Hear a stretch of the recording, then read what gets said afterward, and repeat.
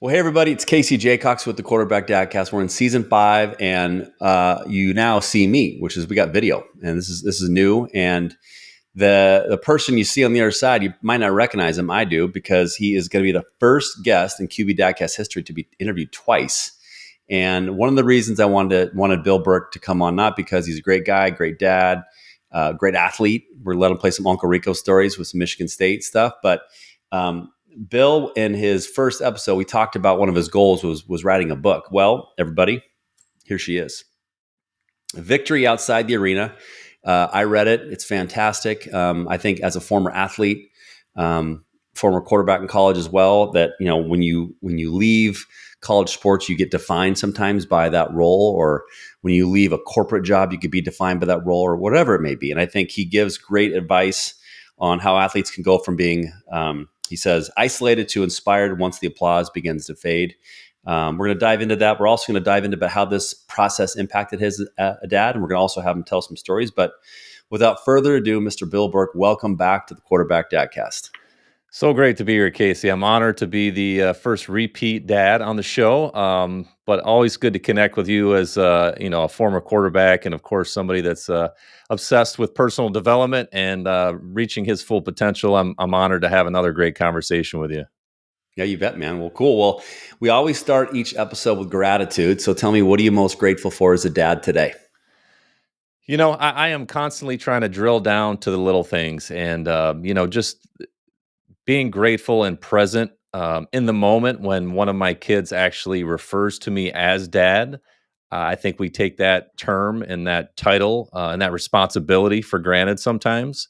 And so I'm really trying to just kind of pause for a second and appreciate and let that sound of that word resonate in my brain, because it won't be that way forever. My kids are growing at an exponential rate, and they'll be out of the house in a few years, and those moments will be fewer and far between. So just being able to be called that as a responsible individual is such a blessing and an honor. And then just really focusing on the sound of my kid's voice and the times that we get to spend together, just so grateful for it. My wife and I went away for a couple days, just a couple days ago, to celebrate our anniversary. And when we came back, you could just see the appreciation and the love that our kids had for us, and the happiness that they have in seeing us return. And that just really made me feel great. And it brought me back to why I wanted to have kids in the first place, which is to create a legacy, to be able to teach what I've learned, and then to have that connection to something or somebody greater than myself. So just grateful for them. Love it, man. Well, I am grateful. A couple things. One, I'm grateful today. My daughter and I had kind of a busy morning, and then I had a gap between, like a couple hour gap, and she and I walked. We drove up this. Or we live on the bottom of this hill, so I drove up the hill, parked the car, and we walked to Starbucks, and then we walked to the little car shop because my car was getting fixed, and drove back. And just like that one-on-one time with her, we're also going to all be rebounding for her here once this episode's over. We'll go outside. That's like my one-on-one time with her. But I'm also grateful. I have 8 days left, Bill, with my son before he goes off to college. Oh, wow. And it is it's starting to hit me, man, about just like, I mean, I remember when my son Ryder was in the baby Bjorn. I remember at 2 years old learning how to play golf, and now he's going to go play golf in college. And hopefully it's a great experience for him. But I'm just grateful for that time, because dads, if you're listening at home, man, that clock does not slow down. It just continues to speed up. And I cannot believe I have about to have a college freshman. And when I say that, I literally see myself rocking a jock strap and a Schimmel shirt, getting ready to go play against these massive dudes in college football. And then now my son's going to be that guy without hopefully a jock strap and a Schimmel shirt on the golf course. That might not be the appropriate tire, but man, it went by fast. So I'm just grateful for these last few days I get with him, and appreciate the fact that they, as much as they give me a hard time and bust my balls and make fun of me, but I know they love me, and we laugh and joke, and you hope that when they get done, they're going to want to come back and hang with mom and dad, that we still like to have fun and get crazy and have fun and do fun stuff. So I'm grateful for that time I got, because man, it's going by fast. Man, that's awesome, and I just have to say congratulations because it's no small feat, to you and your wife to get your son to that point, and wow, what an opportunity, and I just, I feel for you. I thought my time was coming fast, but I still got a few more years. I can't imagine what it would be like to have your son or daughter going off to school just 8 days from now. Any That's a trip, advice man. or tips that you would give me, being somebody that's a dad and is still a few days or a few years out from having that same experience that you're about to have just in under a week? For me, man, I think you keep learning at the journey. Just stay present. I think we'll dive into one of the things that you're going to tell. One of the stories we'll ask you about Saban, about which who you played for at Michigan State, but like the little things. I mean, I sometimes did stress over the little things, and it's sometimes probably too much at times. But I also am grateful I did, because I think it helps create good human beings. Mhm. And little things do become big things. And so whether it's you're late, whether I asked you to do the dishes, you didn't do them, whether just the little life lessons. And then I think from a sports perspective, I just keep reminding my kids that dad has no eligibility left. I wish I could play, but I don't. And so I'll help. I'll help inspire you, coach you, push you, but I'm not going to do the work. Um, and I see so many parents get wrapped up in, like, they want it so bad for them, but like I'm just like, I want you to be successful. I don't want to see you fail, but you got to put in the work, just like you did at Michigan State, just like I did at Central Washington. And Yeah. adversity is when you go through it. I know you have stories about adversity, so do I. Like that's what shapes you, and it sucks to go through it. But like I think parents sometimes we like to rescue our kids from the struggles, but that's where I think the growth is. And I remind myself often, like my son went through a little slump out of the blue in golf, and I was like, oh my god, this timing sucks. But I'm like, or maybe it doesn't. Maybe it's a great thing that he's going to want to, and he's been grinding his ass off all week trying to figure it out. And Yeah. so I don't know. I mean, shoot, I'm learning just like every dad out there. So I'm not the best person to always give advice, but the advice I do like to give is usually when my own failures or struggles, so people don't hopefully have to make the same mistakes I did. Yeah, I love it. That's awesome. That is awesome. Well, so you're now an author, man. How does that sound? It's pretty cool. I think it's that athletic mentality where I'm always looking to the next play or the next thing or the next mountain to climb.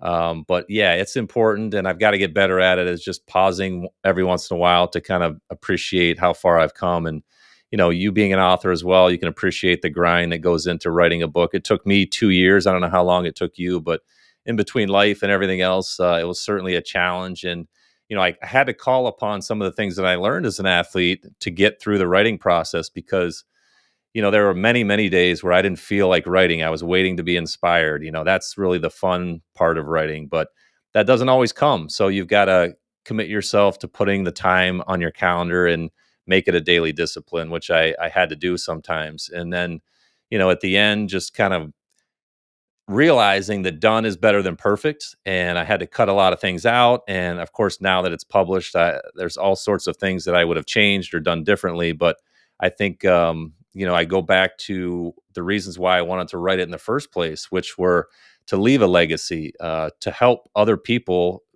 reach their dreams, to do something greater than myself, to show my kids that I can be the example in terms of doing great things.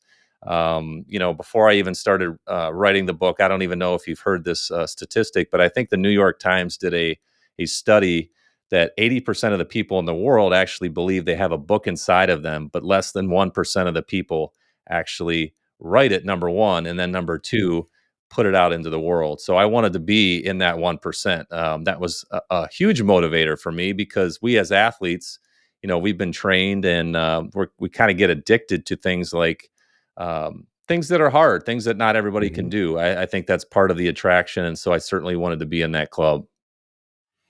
Well, I love it, man, and you're spot on. I think my writing process was probably a little bit easier than yours because I wrote it when I was took a break from corporate. So for me, I definitely wrote every day. That was the best advice, one of the best piece of advice. One of my former clients, shout out to you, Bobby Robinson, gave me, and she said, "Just write." I'm like, "Well, I don't know what to write about." She said, "Just write every day." So literally from 9 to 11:30, when I was in my kind of like sabbatical, I just wrote. And some days I thought, "Oh my god, this is awesome," and it sucked. And there was like, "Oh my god, this sucks," and it was great. Um, But when it's over, I mean, it is nice to prove to people out there that people who play football can put sentences together and we're not as dumb as we Right. look, joking aside. But it is no joke to write in a book. It's the editing process was tough. I mean, just like we got coached in film room, you got to get coached by people who are like, what is this? Why'd you write that? What is it? I mean, you just Yeah. super critical and you got to check the ego and take it. And they're coaching you hard because they want you to get the message out in a way that speaks to you, but also to others. So, well, there's so much I loved about this. I think one of my favorite things I wrote about it is just the research you did, and I also love the quotes that you did to start each chapter. And there's a Marcus Aurelius quote that I don't know if you saw this, but I actually tagged you on LinkedIn when I was about a month ago or a month and a half ago. I was partway into the book, and I was like, "Oh my god, I'm digging this!" And I finished it when I was on vacation because I wanted to make sure I read it before I had you back on. But maybe just talk about the journey of writing a book with a job as a dad. I think you're probably still maybe, I don't know if you're still coaching your son in football, but like talk about the lessons learned along the way and what it really, just a little bit more about the process that might speak to maybe a dad or someone else at home that's thinking about doing this, but maybe hasn't quite started. Yeah, that's a big question, and the answer is probably even bigger. It was really difficult. I'm not going to sugarcoat it. I've got a home office here, and usually the door is open. And with the wife and two kids, they show up with questions, and they need dad at certain times, and so it's tough to isolate myself, or it was, and really just bear down and get some writing done. But at times, that's really what I needed to do. And I understood, and they understood that, you know, dad is trying to do something great here. So, but again, going back to what we were talking about earlier, I also don't want to miss those little mundane moments of my kids needing me to do certain things for them that might seem like an interruption, but in the grand scheme of things, I want to be able to be available to do those things for them. So, but I think it's also important for them to see me kind of like I mentioned, grinding on something day in and day out and building those daily disciplines to accomplish the thing that might take years, which it did. And so I think now them understanding and seeing the the product come to fruition after all that work when they didn't really understand maybe what dad was doing was kind of a cool thing. So yeah, very difficult to write it in between life, in between work, in between all those other things that we all try and do, and all those plates that we try and keep spinning at the same time. But again, I was committed to it, and it became a kind of a question of not am I going to get this done? It's just a question of when it's going to get done. And I really um, challenged myself mentally and had to fight myself and battle myself mentally to get it done. But there were a couple of tips and tricks that I used to kind of propel my progress. I really, at the beginning of this, I read a lot of advice from authors and people that coach people to be authors. And everybody said, don't create the cover, don't do any of that stuff. That comes at the end, follow this process. But for me, what really got me going is I actually created the book cover first. I enjoy the design aspect of it. So I got into Canva online. I created the book cover, and that really inspired me. That put a smile on my face, and that got me to write every single day because I would look at that and I would see the manifestation of what I was trying to accomplish visually. So that was one trick that I really used to kind of get me going. And then also I thought about, how cool it would be to have my old coach, who is now a legend, most consider the greatest of all time, and Nick Saban. How cool would it be to have a blurb from him on the front cover? And I put that in my book design that I looked at every day. I hadn't asked him yet, hadn't even spoken to him in years. I just kind of visualized what that was going to look like. And that really got me motivated each and every day to put in the work. Uh, the person, ironically, that I learned how to do that from and push aside my feelings and create my own personal standard, which was much more important than how I was feeling that particular day, was Nick Saban. So it all kind of came together and inspired me and pushed me forward because without those lessons that I learned on the gridiron, I don't know that I would have gotten this book to the finish line.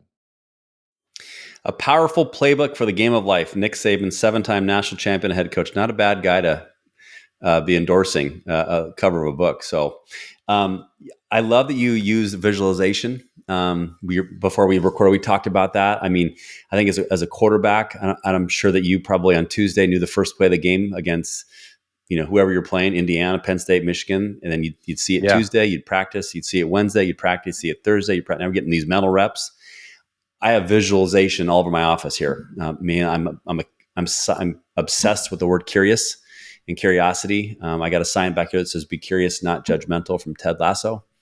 I teach my kids curiosity. When younger sellers, when I go in to speak to companies, they ask like, "Hey, what's the one piece of advice that you wish that you would have had?" I said, I wish people knew how much I practiced, and I wish I could go back and be more curious than I thought I was earlier. Yeah.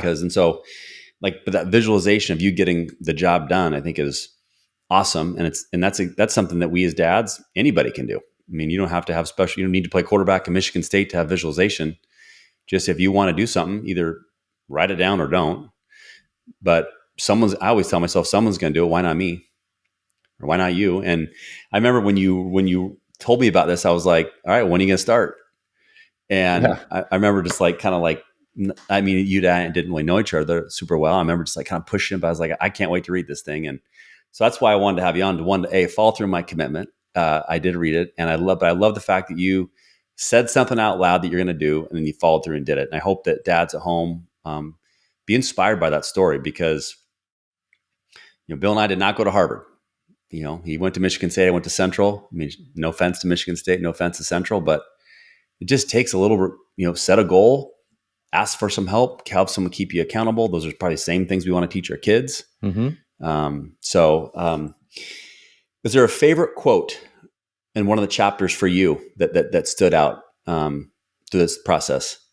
I like them all. Obviously, I put them in the book, but there's one that really speaks to me.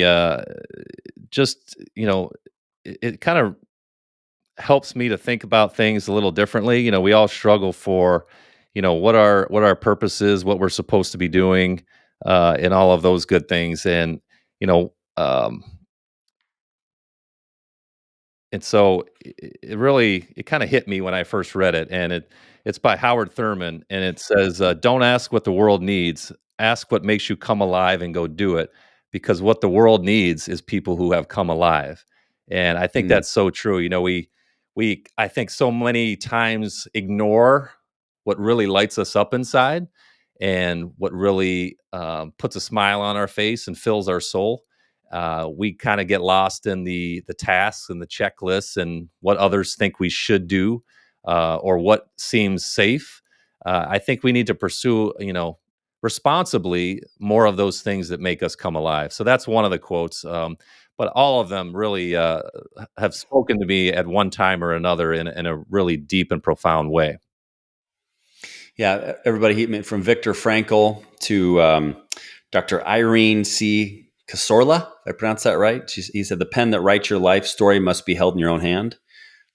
Simple stuff. Another thing about the book that I really like everybody at home is at the end of each chapter, he talks about sticking your hand in the fire, and it's a lot of self-reflection you can do. It's easy to be able to write notes, take notes. I think the books where you do write down one as an author, when people tell me that, it's like super humbling. And actually, shout out to Tish St. Germain, one of my former clients.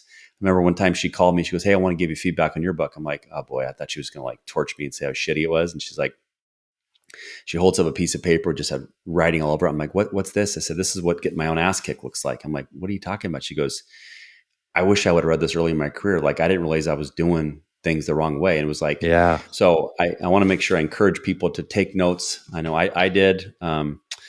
I'm thinking about page 28. So, he says, "What were you able to experience some level of satisfaction after a loss?" Just thinking about that. And I remember myself I said, "Stay humble." I would say right guy, right time, right place in corporate. Maybe had more success than I thought, but to me, celebrating the team, winning, the hard work. Yeah, it took time, but like, so does writing a book, which is what, Bill and I both know what that's like. And if you're thinking about writing a book, everybody, do it, man. Don't, there's no reason not to. And you can't worry about being judged. I mean, not everybody's going to like it. who cares? But if there's a story, there's a voice in your head that's saying, man, I got to get this out. And I think what Bill wrote about, I think it's, I don't know if you, when you thought about writing this, Bill, I don't think it's just for athletes. I mean, I think when I read this, not only did it make me think about when I left playing football, but also made me think when I left corporate. Like I was defined by something I did for 20 years, but maybe I wasn't. And it really, like a lot of the things when I read through your book, it really made me think about that. So I don't know if that speaks to you when, as the author when you write that. I definitely didn't think about that when I was writing it. However, a lot of the feedback that I've gotten now that it's out there and people have read it is exactly what you just said. It's there's a lot of parallels to other professions, so to speak.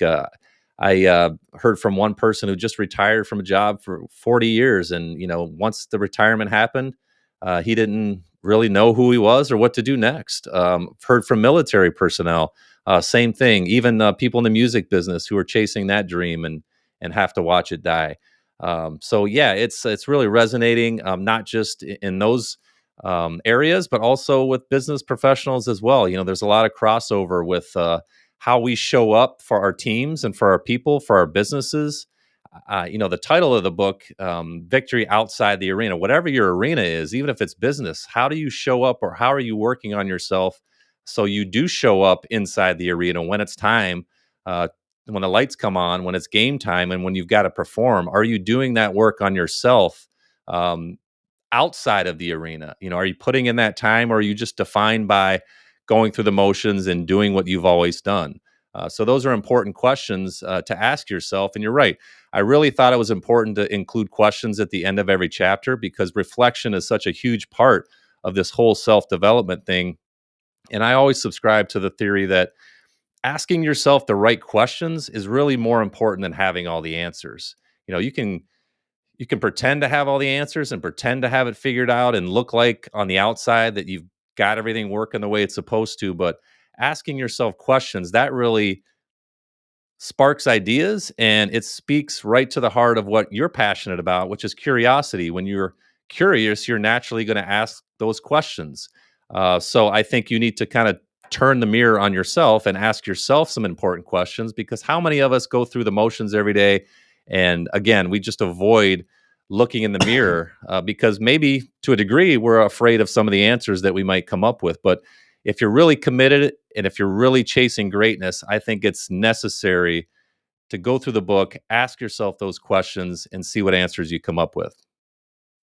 Spot on. I know I read the paperback, but is the book available in any other formats if people are curious? Just an ebook and the paperback right now. I haven't tackled from what I've heard, huge task of recording an audiobook. I'm a little afraid of that, but it will probably happen at some point. But for now, just the two versions that are available. Here we go. When you decide to do it, you'll be the first guy to come on 3 times. All right. Looking forward Don't. to it. I did it. I recorded it myself. I was intimidated by it. It's not you got to find a good audio person, but once you do it, just it's the same mic you have. You just record it, and I've learned that like I've had people from like I get a note from a guy in Europe. Hey, I just listened to your book. I'm like, what? How the Wow. hell did you find that? So it's and I think one man's opinion. If when you decide to do it, you do it yourself, so it's your voice, Sure. and people they want to hear it from you. And I even found myself like ad libbing a couple times when I was reading it. I didn't Okay. mean to, but like I almost got into like writing the heart of the character. So um, as we wrap up, what are you most proud of the book as a dad? Maybe as an author, maybe as a dad too. Yeah, I so much, just getting it to the finish line. But I think, it really pushed me to be vulnerable. There are certain things in there that I considered whether or not I should share. I've never been the type of person to share too much. I'm an introvert by nature, but in order for us to grow and step outside our comfort zone, and as I write in the book, as I say, stick your hand in the fire. I mean, that's exactly what I had to do throughout the creation of the book. So I was definitely proud of the fact that I was practicing what I was preaching, so to speak, because I can only influence and impact other people, other readers, to the level of what I'm doing every day in my own life. So if I try to, teach people or coach people to do these certain things and I wasn't living that authentically, then I wouldn't show up as my best self. So I really wanted to stay true to what I was talking about in the book, which is embracing that discomfort and sticking my hand in the fire each and every day, and in this case to get the book done and out to the world. So really proud of the fact that I'm sitting here with you now talking about having it completed and being an author, because that was one of the big aspirations that I have. And I think every time any of us do something significant like this, at least for me, it just makes me want to look to the next thing. I just want to keep stacking these impactful things that I can do and put out to the world so other people can chase their greatness, so they can grow personally and professionally, so they can realize their dreams. I think anytime any of us does something like this, it just gives permission almost to the people that are reading it or listening to go pursue their dreams. And I think when we are creating that ripple effect, it just makes everything more productive, more abundant, and it just makes the world a better place. 1,000% well said. Um, I will say, everybody, Bill and I first met. We both did like kind of a podcast swap. Bill had a podcast that was for quarterbacks. Talked about like the playing the position, the lessons learned, how to impact life. Are you still doing that podcast? I'm not. Just couldn't, with writing a book and doing everything else, I just couldn't keep up with finding exceptional guests like yourself that played the position, but also, were interested in having some of these conversations. So, maybe there'll be a reboot in some form or fashion in the future. Well, if people can still find the episodes, he interviewed some fantastic guests. It was fun to just learn. I mean, as a former quarterback, when I had a lot more involvement in it, but like just hearing the stories, the lessons learned, it spoke to me. So there's a quarterback out there. I'm sure you can probably find the episodes. I think they're Yep. still on my phone. They're still out there on wherever you can consume your podcast. It's called the Drop Back with a Q podcast. And but in one of those, I want you to share a story, because one of my favorite episodes was a solo episode you did. You shared, I mean, talking about being vulnerable, man, you shared a story where you aired yourself out, you threw yourself under the bus, but it was the most humble. And it spoke to me, because like, those are the stories I love sharing when I get to speak to people, is like, because sometimes when they see you, they like, or someone who's like perceived doing great things, they don't see, pardon my French, the shit show that we go through sometimes, or the difficulty sometimes. And but walk me back to that day when where you, I guess, take me to the scene and tell the story, because I think so many people who are specifically football fans and will really appreciate the humility and vulnerability you share here. Yeah, so let me set the scene. It was 1998. We were going on the road to play the Ohio State Buckeyes. I'm from Ohio. They were ranked number one in the country, and we were 4 touchdown underdogs. And my job stability was tenuous at best. Anytime the team isn't doing all that great, of course, as you know, the quarterback is the first person to get looked at and criticized. So, and coaches by nature are always looking to upgrade their talent at every position. That's just their job. So you couldn't take that personally. But I started the game, was playing well, wasn't in danger of getting the hook because things were kind of clicking for us as an offense. And we were in the game. We were keeping it close. This was a juggernaut. Everybody had penciled them in to win the national title. And this wasn't the first game of the season where they had been preseason number one and, faltered in the first couple of weeks or were in danger of getting beat. This was the 8th game of the year. Everybody knew they were the best team in the country. They were blowing teams out. We were still in the game in the third quarter, and they blitzed. I threw a hot route. The ball got intercepted and returned for a touchdown. So now we are down quite a bit, and I am just livid with myself because I had us in the game. We were on the brink of keeping it competitive. And so I threw that pick six. I come off the sideline, and Coach Saban grabs my arm because he wants to talk to me. And I just ripped my arm away, and I continued walking towards the bench, and I went and sat down.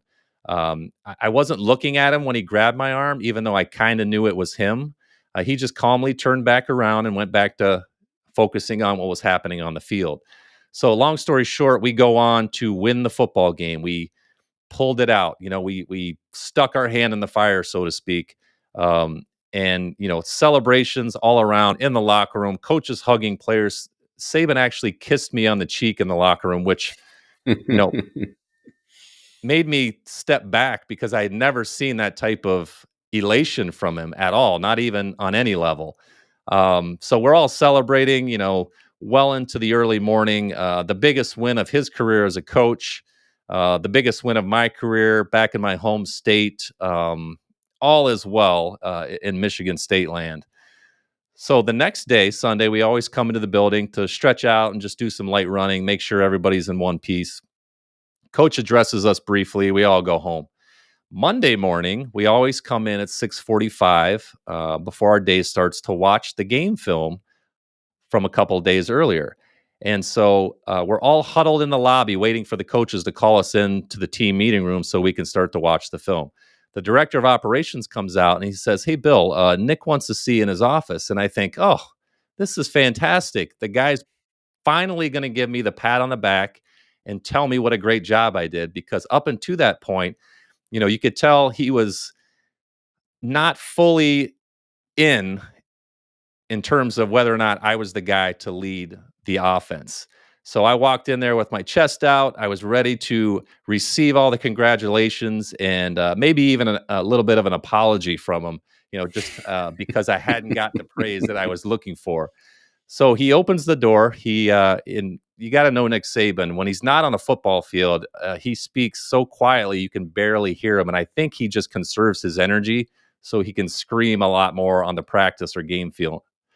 So he calls me in. He says quietly, "Have a seat." Closes the door slowly behind me, and from that point, just proceeds to rip me up one side and down the other about disrespecting him, stopping when he tried to stop me to coach me on the field.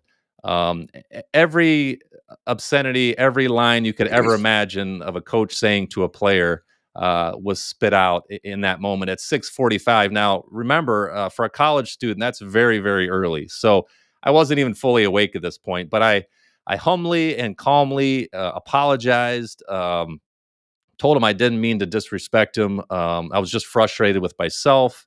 I might have even fibbed a little bit and said that I didn't know it was him that was trying to get my attention.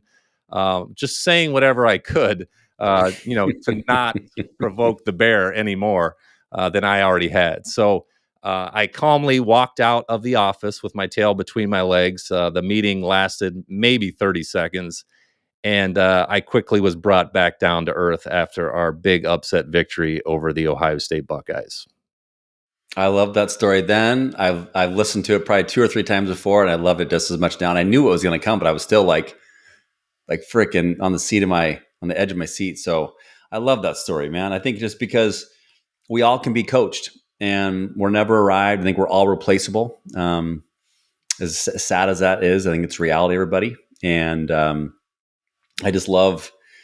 I love hearing that. So thank you for taking us down memory lane, man. And for the leaders that listen to your show, what I immediately think of when I think about that is his attention to detail. He's not just a football coach with a whistle around his neck. The guy's a CEO, and he understands culture, and he understands what it takes to build a great organization. And I think that when you let little things like that slide, and I fully believe that 99 out of 100 coaches, had they just upset the number one team in the country, would have let that little thing slide. But he had it written on his paper in his back pocket, and he made sure he went back to it on Monday morning. Because when you let those little things go, you might not recognize it in a week or a month or even a year, but the seams of your organization can start to come apart. And I think he inherently knew that. And maybe he got a lot of those lessons from his own father, who was very meticulous and very disciplined. But that really taught me a great lesson. And I think that's a lesson for all your listeners. If you're leading teams or leading an organization, take that lesson from Nick Saban. Doesn't mean you need to scream at your people.